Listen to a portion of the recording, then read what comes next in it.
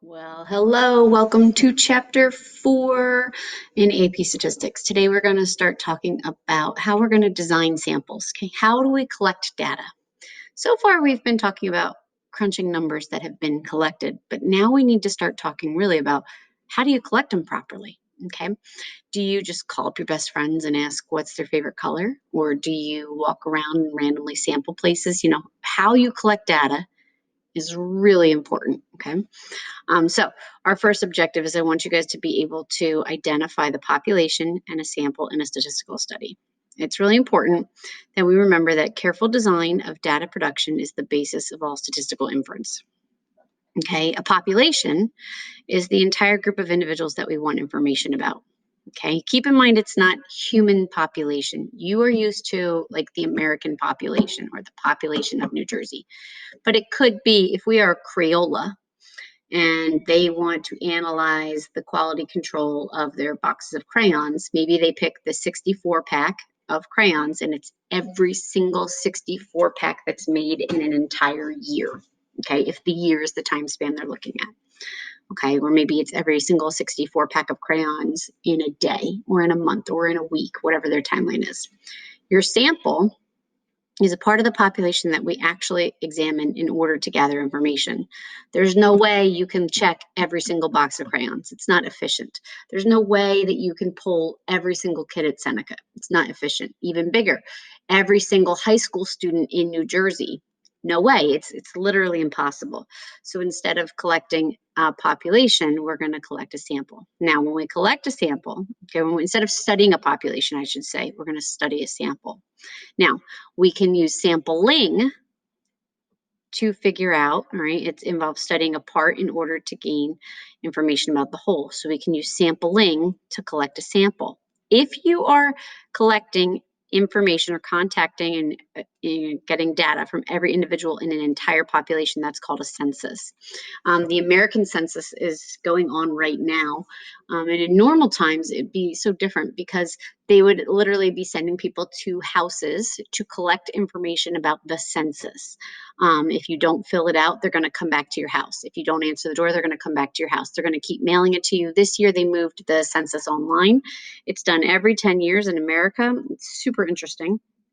It collects a lot of really important data because it helps them predict a lot for the future and where money needs to go and taxes for states and how they should allocate it. And, there's so many more. The census is actually incredibly important. So check with your folks, make sure that they filled it out.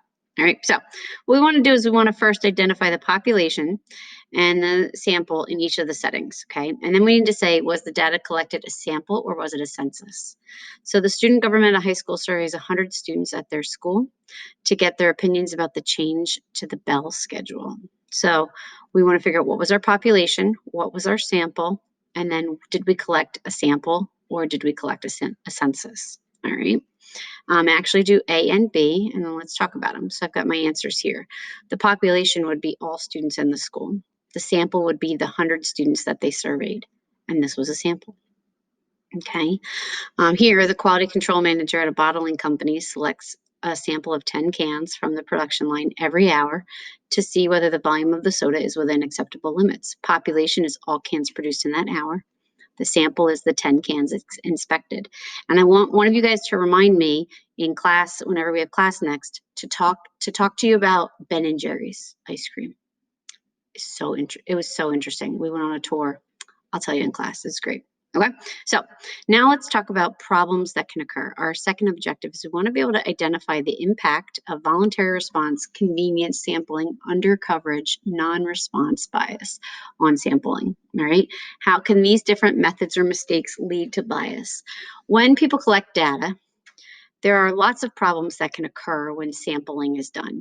Some of those mistakes are innocent and some of them are not, and they're very intentional. All right, and your textbook has a really nice tip on page 212 if you want to grab that, if you want to take a look at that.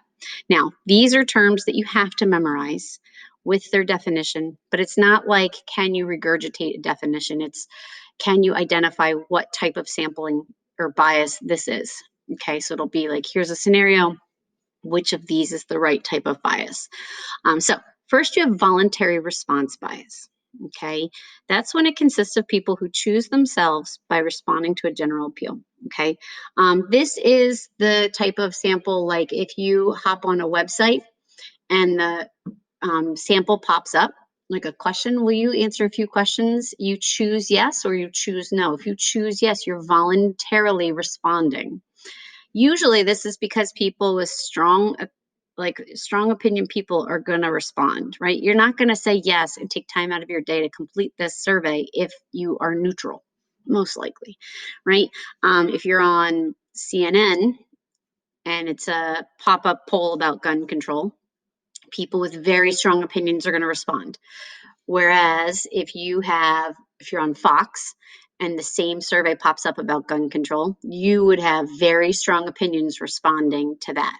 Okay. And I'm not saying that one is better than the other. They would both be valid in that they wouldn't necessarily be lying, but they're going to have they're probably going to have very different answers because of the people who volunteered to take that sample.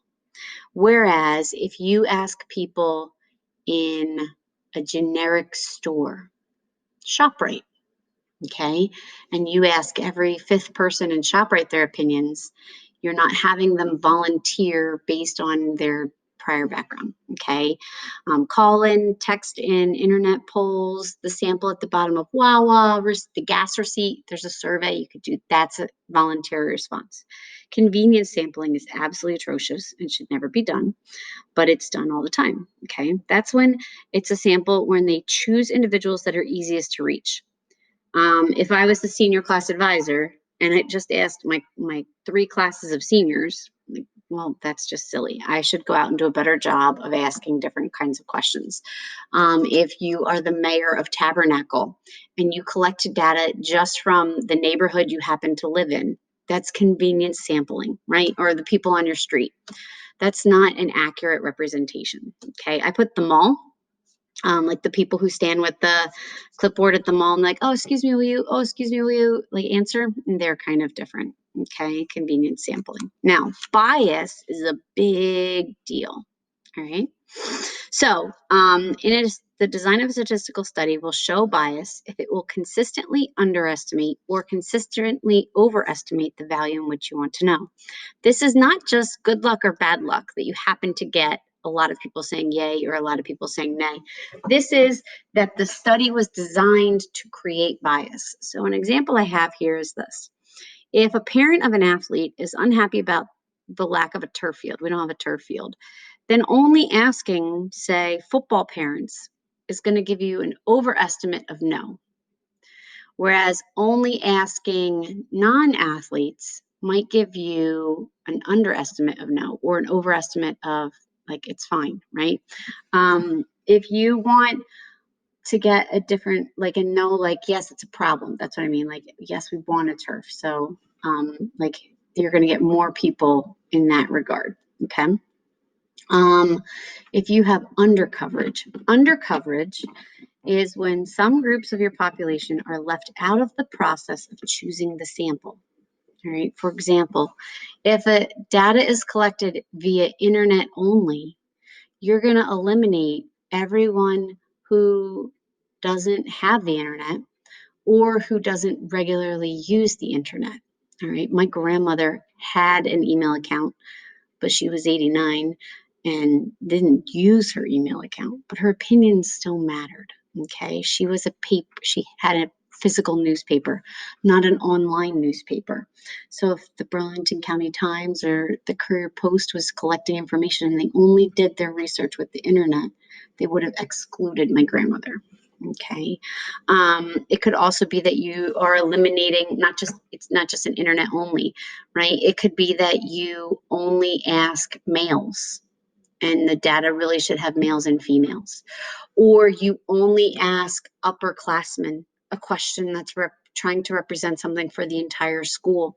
If you leave out the freshmen and the sophomores and then say, hey, this is how Seneca feels, then that's false because under coverage, the freshmen and the sophomores were not included. All right. Now here's non-response bias. Non-response bias means they didn't respond. This is a real big deal. An individual was chosen for the sample and they couldn't be contacted, or they don't participate. Put some stars. Non-response can only occur after the sample has been selected. In a voluntary response sample, right, every individual has opted to take part, so there wouldn't be any non-response because they all opted in.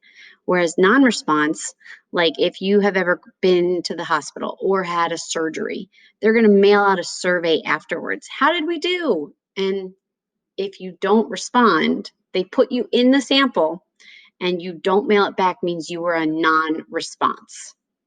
Okay, the census right now, people who don't respond to the census, they were all put in the census, and if you don't respond, then that's non-response bias.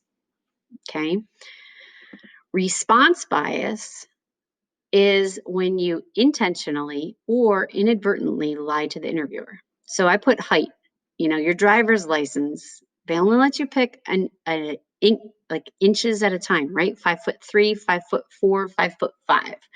And you might be a little more than 5'3", so you tell them 5'4", right? But if they collect data off of heights from driver's licenses, then that's a response bias. You lied. Weight, people tend to lie about their weight. Salary is something that people, overestimate or under, they inflate or they drop it down depending on what they want it to be. And then sometimes it's anything where you feel pressure to answer in a particular way. If people are feeling pressured to answer in a particular way, then they might not respond truthfully. Okay. Inferences about population. Here's a big deal. All right. Sample results only serve as estimates of the truth, but a level of confidence or margin of error can be provided. And we'll talk about those later.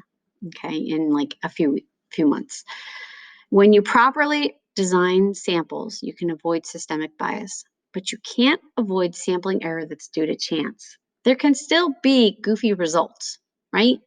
Like if we've talked about my brother-in-law before, but if we pick heights of people and my brother-in-law who's 6'5" happens to be in that sample, right? There might be a little, or his sample the average height might be brought up a bit, but that doesn't mean it's wrong, right? He counts, he's a human, but 6'5" is definitely not a regular number, a typical number to use when you're representing the height of men, okay? When this is a real big deal, when you have large samples give way more accurate results than smaller samples. We'll talk later this year about how large should it be. Right now, we just need to remember, like if you're collecting 100 people's heights, then my brother-in-law at 6'5" is not going to impact the average that much. Whereas if you are only collecting 10 people's heights, a sample size of 10, then my brother-in-law being 6'5" is definitely going to change the average, impact the average a lot because there's only 10 people. So he'll be more impactful.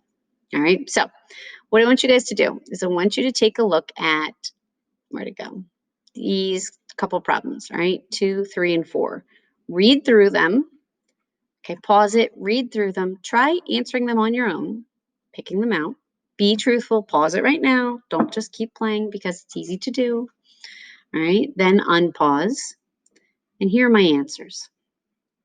Okay. For this one, voluntary response, the people who responded probably feel much stronger about this issue than those who didn't participate, right? Because they volunteered to respond. 96% is likely to be an overestimate, too high. Okay. You want to talk about, and this part here, 96 is likely to be an overestimate, is this part here. Explain how this sampling method could lead to bias in the poll results. Okay. So if we go into this problem, all right. There were 100,000 women, okay? And her conclusions were based on the 4,500 women who responded. Okay, now that's a huge, huge difference. The non-response rate was 95.5%. That is a massive amount of people who didn't respond to this survey. So if the women who didn't respond feel differently than those who did, the claim of 70% might change.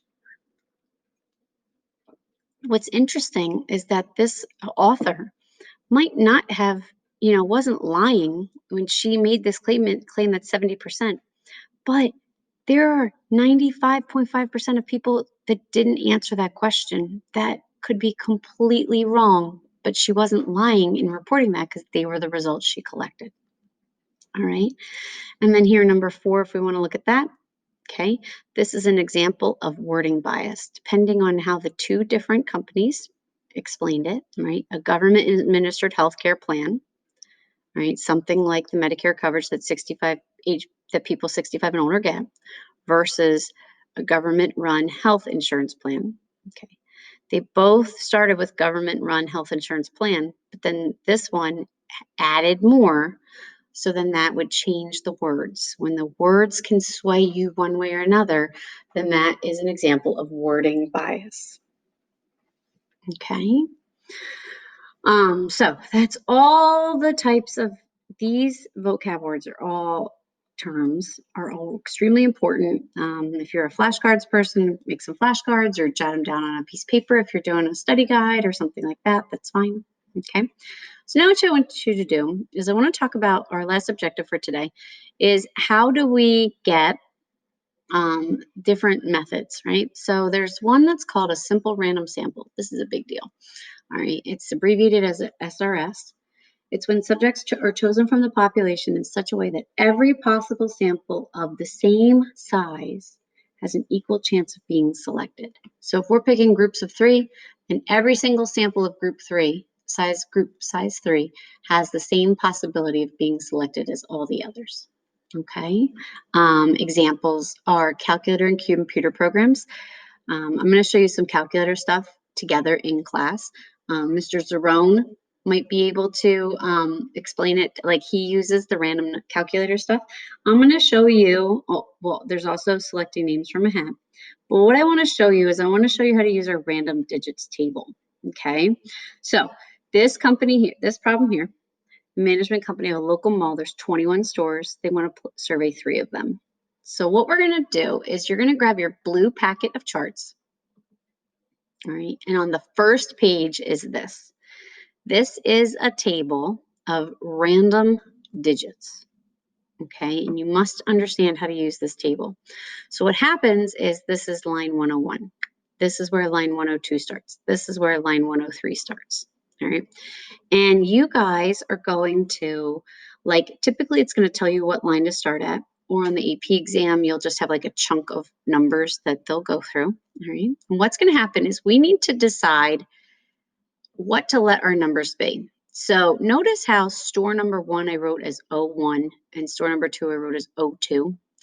They need to be all 1 digit or all 2 digits or all 3 digits. So what we're going to do is we're going to let the numbers 01 to 21 represent our stores. And anything else, 22 through 99 and 00 are all numbers we're going to ignore. And we're going to start at line 101. And notice the numbers are 19, 22, 39, 39. So the first 3 numbers I got were 19, 22, 39. Well, here I wrote 19, 22, 39. 19 counts because there's a store 19. But 22 I crossed off because there's no store 22. 39 I crossed off because there's no store 39. So then I go back to the table. From 39 I have 50, 34, and then 05. So again, it was 19, 22, 39. So then the next numbers are 50, 34, and 05, which is why I have here 50, 34, 05. Winner 05 is Carter's, which is why I wrote Carter's. And I'm going to keep on going. So I'm going to have after 05, I have 75, 62, 87, 13.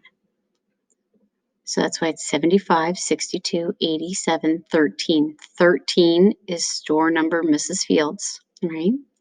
And now I have 1, 2, 3. So that's my answer. Okay, again, I'm ignoring anything that isn't 01 to 21. Okay, so if it asks you to use a simple random sample, this is a great way you can do it with a digits table.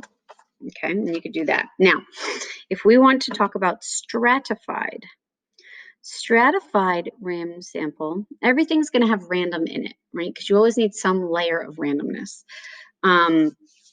So here, if we have a stratified random sample, we want to divide the population into groups of similar subjects or characteristics or traits that we're going to call strata. The stratosphere are the layers of the atmosphere for my science kids, right? So your strata is we're going to break our population into layers. And then we're going to choose a separate SRS from each stratum or each layer. Okay, so break a high school into grades and then pick some people from each grade to survey. Some 9th graders, some 10th, some 11th, some 12th. Those are the layers at the school. Okay, I could also take a school and break it into ages, 14, 15, 16, 17, 18-year-olds. Grab some from each age. If I'm talking about a gym, I could break gym members into fitness levels and then pick some from each level to survey. I could pick gym members and break them into levels of the type of equipment they use. Are they a class person? Do they ride the bike? Are they on the treadmill or do they just lift weights? Okay, so you could break it into layers and then pick some from each layer. All right. You could take the gym and break people into socioeconomic class, right? Divide them up by salary and pick some from each layer. Or you could break them up by age every 10 years and break some from each decade. All right. But you're going to break it into layers and then pick some from each layer. A cluster is when a population is already divided into groups called clusters. All right. In a simple random sample, you use from some clusters, but not all of them. So let me describe it this way. Back in middle school, you had homerooms. Okay. The principal could then pick one homeroom per grade and pull every single kid in that class. The homeroom is already made. I don't need to go looking for it. I'm going to walk in and I'm going to grab room 201 and that homeroom, and I'm going to pick every single kid in that homeroom. And I'm going to pick one homeroom per grade. Okay, so the key is clusters. They're pre-existing groups, and you pull every single member in that group. So if we wanted to talk about Starbucks, right, they could pull every single customer in a particular Starbucks on a day. Maybe they pick 5 Starbucks per state. And then they pick every single person who comes into that Starbucks on a given day. So the cluster would be the stores are already pre-existing clusters. The groups are already made for you. All right. If we go back to that turf example, clusters could be picking sports teams, right? And you could randomly pick 3 teams and ask every single kid on the team.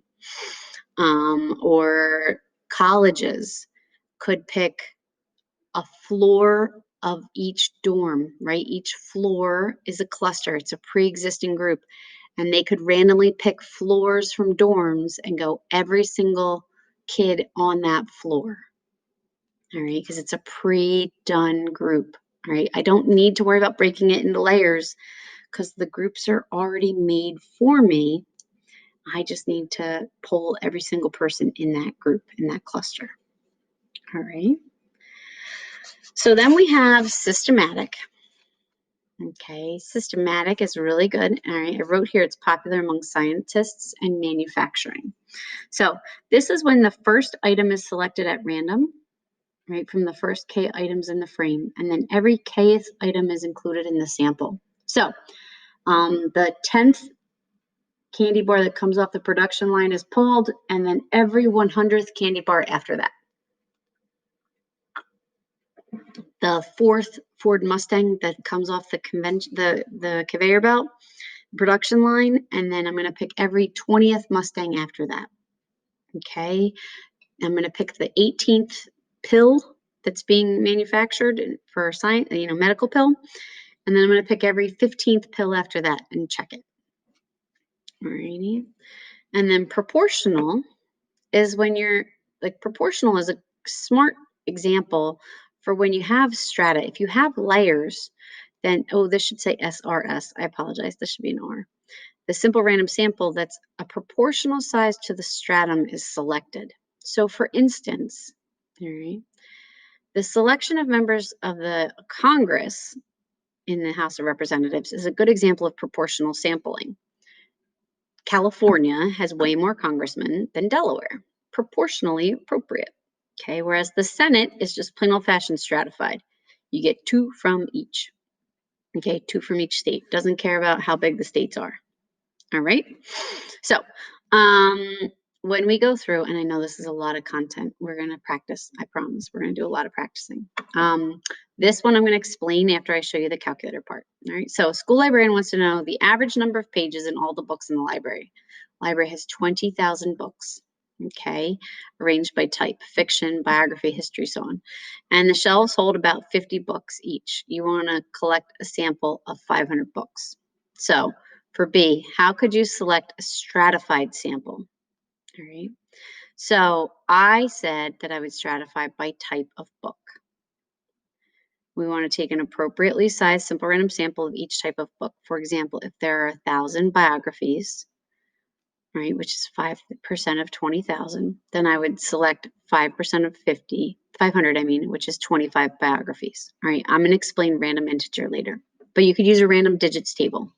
So you would pick some from each strata. You'd pick some fiction, some nonfiction, and you'd randomly pick them from each category. Okay. Clusters means that they have to be pre-existing groups. Okay. So I picked the shelves because the shelves, each shelf, it's like already gathered for me. Okay. I want to randomly select an appropriate number of shelves and I want to sample every book on those shelves until you have 500 books. So I'll grab, if each shelf holds about 50 books, I just need to randomly select 10 shelves so that I have my 500 books from anywhere in the library. Systematic is when you're picking every so many, right? So I went here. I took my 20,000 books divided by the 500 I want, and that's 40. So I'm going to start at a shelf, and I'm going to pick every 40th book. I'm just going to keep going up and down the rows, and I'm going to get every 40th book until I get 500 books. All right. These are your bookwork problems. And I will tell you guys via Google Classroom when you need to do them, but if you've got time to get started, now is a good time to get started. Okay.